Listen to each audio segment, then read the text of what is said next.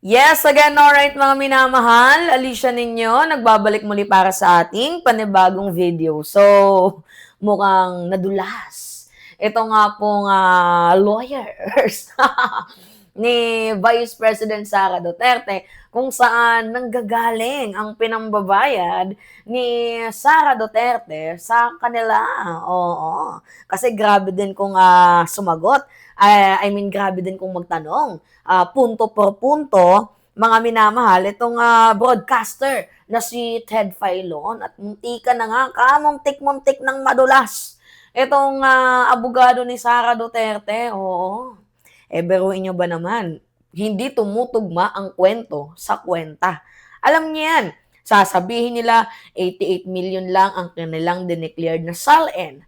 Pero malaman-laman natin, 'di ba, na humigit kumulang 6 billion ang mga transaksyones ni Vice President Sara Duterte na mga suspicious. Hindi pa kasama dyan yung below 500,000. Now anyway, sige, eto, mga minamahal, panoodin natin sa inyo. Attorney, ilan kayong abogado? 18 ho ba kayo? Hindi sila 18. 16 ang sabi ni Sara. 16 yung kanyang abogado, pero may dinagdag pang 2, grabe naman. Actually, hindi nabibilang yan sa dami ng abogado. Kahit gaano kadami yung abogado nyo, kung mahina yung ebidensya nyo, wala talaga. Anyway, continue tayo. 16 po sa ngayon, pero lagyan ko lang po ng konteksto, Manong Ted. Kasi lumalabas, parang ang dami-dami naming abogado, no?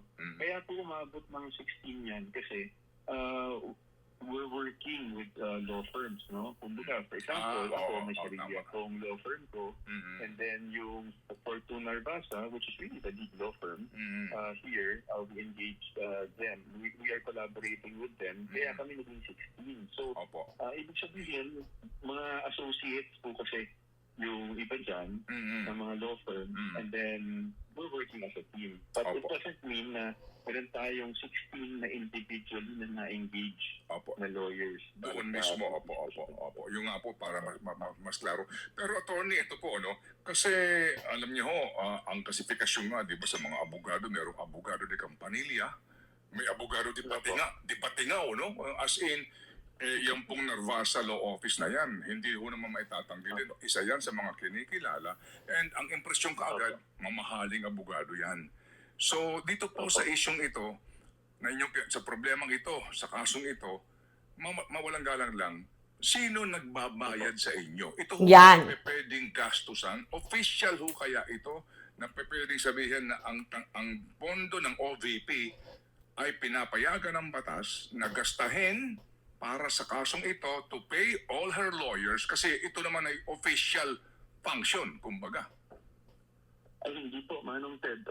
Again, I cannot, because of any client privilege, no, and siyempre ethical reasons, we cannot disclose kung ano yung detalye ng aming engagement. Pero masasabi ko sa inyo ngayon na definitely hindi po pondo ng OVP ito.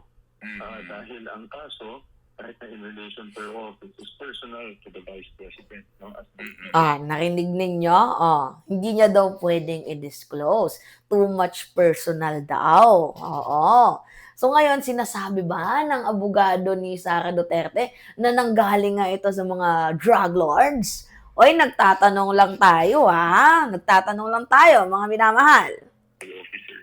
So, hindi po pondo ng OVP or pondo ng gobyerno kung meron mang binabayad sa mga abogado.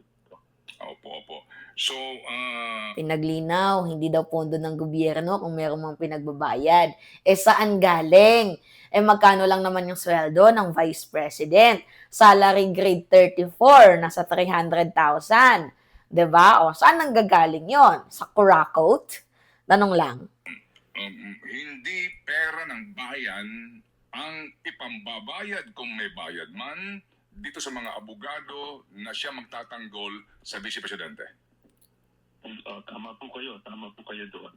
Opo. And thank you for at least putting that on record para hindi naman isipin ng tao na taxpayers' money ang ginagamit. Opo.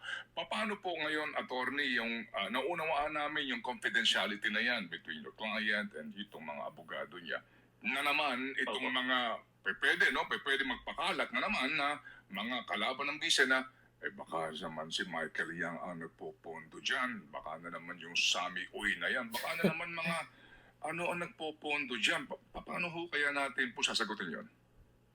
Wala pong ganun nangyayari, no? Sa amin, hindi Alangan naman itanggi niya yan, 'di ba? I mean, alangan naman aminin niya yan. Siyempre, kailangan niya yung itanggi, 'di ba, mga minamahal? management is strictly and directly with the Vice President. So, sa akin po, gusto ko po pagpulaanan yan.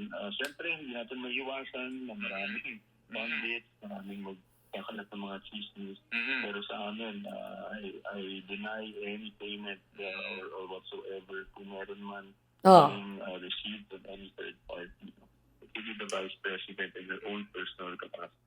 In my own personal capacity. Siyempre, pagtatanggol yan, mga minamahal.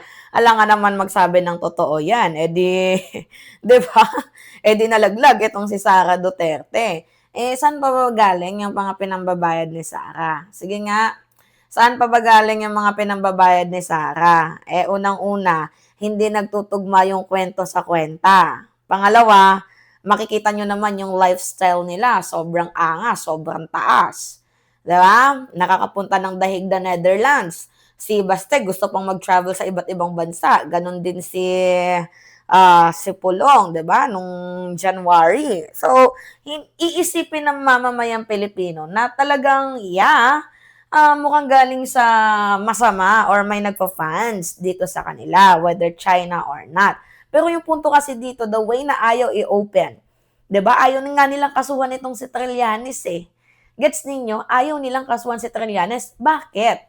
Bakit ayaw nilang kasuhan itong si Trillanes? For what reason? 'Di ba? Yan yung tanong. Bakit ayaw nilang kasuhan si Trillanes kung talagang nagsasabi ng kasinungalingan itong si former Senator Antonio Trillanes? Gets? Hindi nga nila kinasuhan eh. Yung BSP, yung AMLAC, yung ibang mga tao, ibang personalidad, yung kinasuhan nila kasi gusto nilang i-disclose. For what reason? Di ba, kala ko ba transparent? Bakit yung waiver hindi mapirmahan? Di ba, nagtatanong lamang tayo dito. Actually, yung tanong ni Ted Filon, munti ka na siyang sumabit dito eh. Hindi namin kasi pwedeng i-disclose kasi personal. Di ba? Personal daw yon. Ngayon, kung personal, saan galing? Tayo ay nagtatanong lang dito. Di ba, mga minamahal, may pang-travel, pero di ba, mga minamahal, pampapakita ng transparency, ayaw. Naging vice-presidente ka pa ng bansang Pilipinas, kung ganyan lang din naman yung trabaho mo.